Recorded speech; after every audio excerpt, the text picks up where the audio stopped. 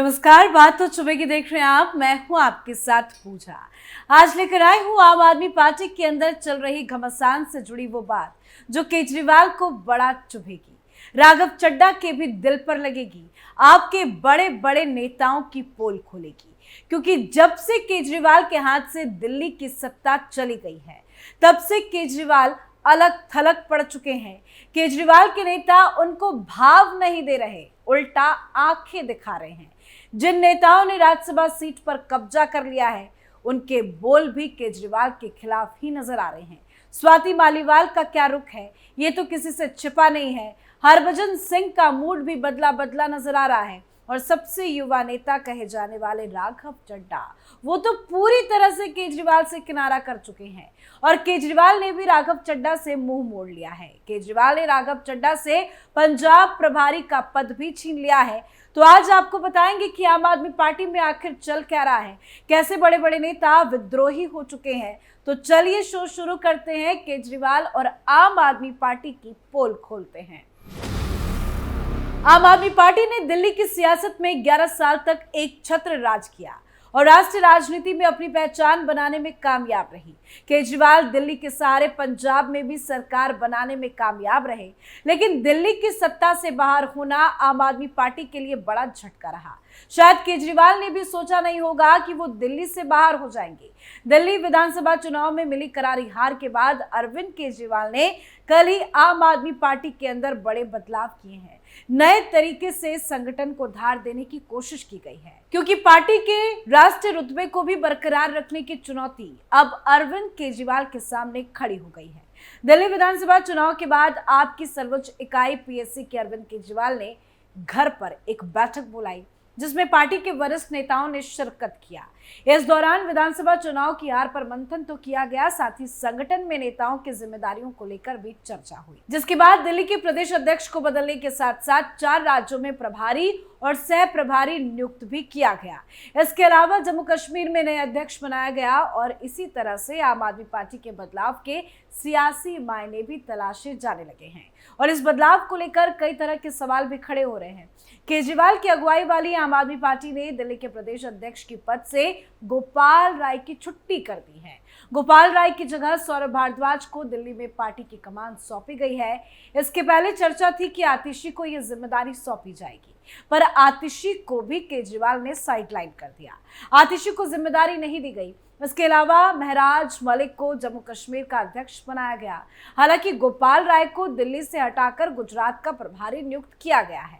साथ ही दुर्गेश पाठक सह प्रभारी बनाए गए हैं। गोवा का प्रभारी पंकज गुप्ता को बनाया गया, जिसके साथ दीपक सिंगला, आशीष चंदेला और अंकुश नारग को सह प्रभारी बनाया गया। मनीष सिसोदिया को पंजाब का प्रभारी तो सत्येंद्र जैन को सह प्रभारी बनाया गया। संदीप पाठक को छत्तीसगढ़ का प्रभारी बनाया गया है। मतलब हर एक नेताओं को महत्वपूर्ण जिम्मेदारी सौंपी गई है। पर इसमें गौर करने वाली बात यह है कि भाई कहां है राघव चड्ढा? क्यों राघव चड्ढा का नाम इस लिस्ट में नहीं है? क्यों राघव चड्ढा को कोई अहम जिम्मेदारी नहीं दी जा रही है?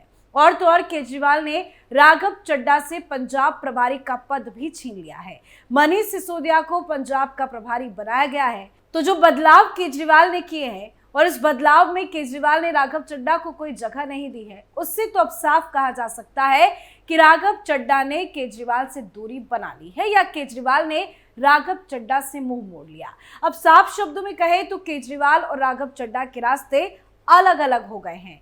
जो हाल स्वाति मालीवाल का है, वही हाल अब राघव चड्ढा का भी नजर आ रहा है। अब ये समझ के परे है कि राघव चड्ढा को केजरीवाल ने भाई क्यों जिम्मेदारी नहीं सौंपी। राघव चड्ढा भी राजनीति से पूरी तरह से गायब है, ना सोशल मीडिया में एक्टिव है, ना पार्टी को लेकर कोई बयान दे रहे हैं और ना ही आम आदमी पार्टी के किसी कार्यक्रम में शामिल हो रहे हैं।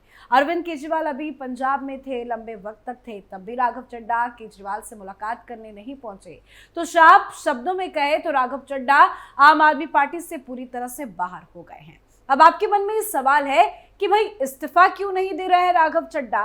तो इसका जवाब ये है कि भाई राज्यसभा के सांसद है तो इस्तीफा क्यों देंगे। तभी मैंने कहा कि जो हाल स्वाति मालीवाल का है, वही हाल राघव चड्ढा का भी हो गया है। राघव चड्ढा और स्वाति मालीवाल ने अरविंद केजरीवाल के साथ खेल कर दिया है और इस लिस्ट में एक और नाम भी जुड़ता नजर आ रहा है और वो नाम है हरभजन सिंह का। दरअसल इन दिनों पंजाब में भगवंत मान सरकार का ड्रग्स माफियाओं और अपराधियों के खिलाफ एक्शन जारी है।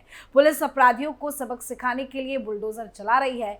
इस बीच आम आदमी पार्टी के राज्यसभा सांसद और पूर्व क्रिकेटर हरभजन सिंह ने ऐसी गुगली फेंकी है जिसमें मान सरकार घिर गए हैं। मतलब हरभजन ने भी केजरीवाल पर प्रहार कर दिया है। अपनी ही सरकार पर हरभजन सिंह हमलावर हो गए हैं। हरभजन सिंह ने बुलडोजर एक्शन को दरअसल गलत बता दिया। उन्होंने कहा कि किसी का घर तोड़ने से मैं सहमत नहीं रहूंगा, मैं इसके हक में नहीं हूं। हरभजन ने यह भी कहा कि नशे के खात्मे के लिए नशा तस्करों पर कार्रवाई होनी चाहिए। जो नशा तस्करी कर रहे हैं उन्हें पकड़ना चाहिए, जो नशा भेज रहे हैं उस पर कार्रवाई की जानी चाहिए और उन्हें सीखना चाहिए कि जो नशा है वो सबकी सेहत के लिए बहुत ही खराब है।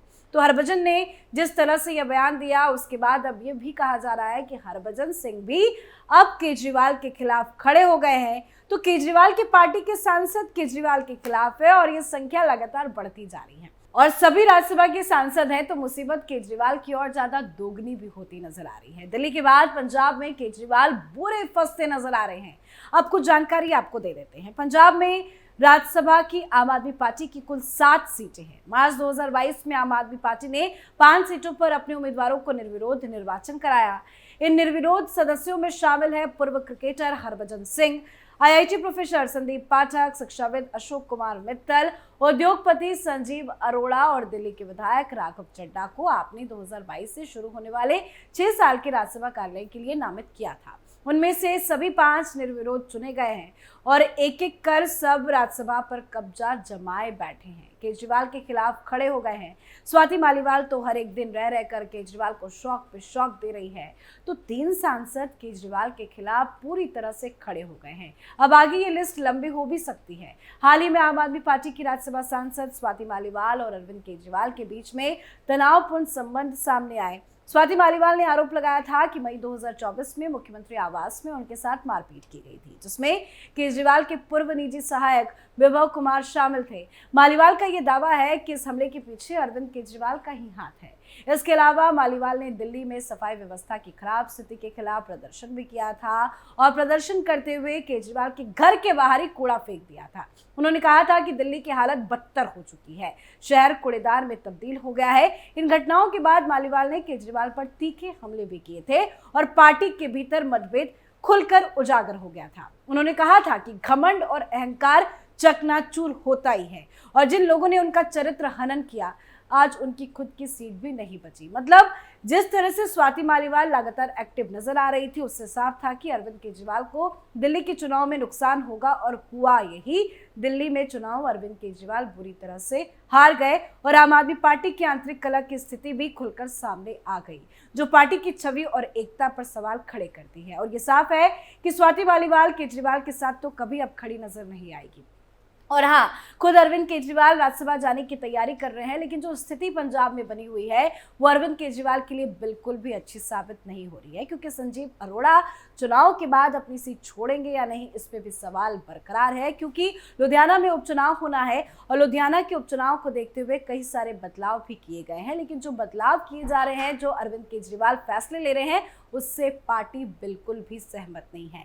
तो एक एक कर बड़े बड़े नेता राज्यसभा के सांसद अरविंद केजरीवाल से मुंह मोड़ रहे हैं, चाहे वो स्वाति मालीवाल हो, हरभजन सिंह हो या राघव चड्ढा। तीनों ने मिलकर अरविंद केजरीवाल का खेल बिगाड़ दिया है और ये बात अरविंद केजरीवाल को बहुत चुभ रही होगी। तो आपकी क्या कुछ राय है, कमेंट करके लिखिएगा। देखते रहिए कैपिटल टीवी। नमस्कार।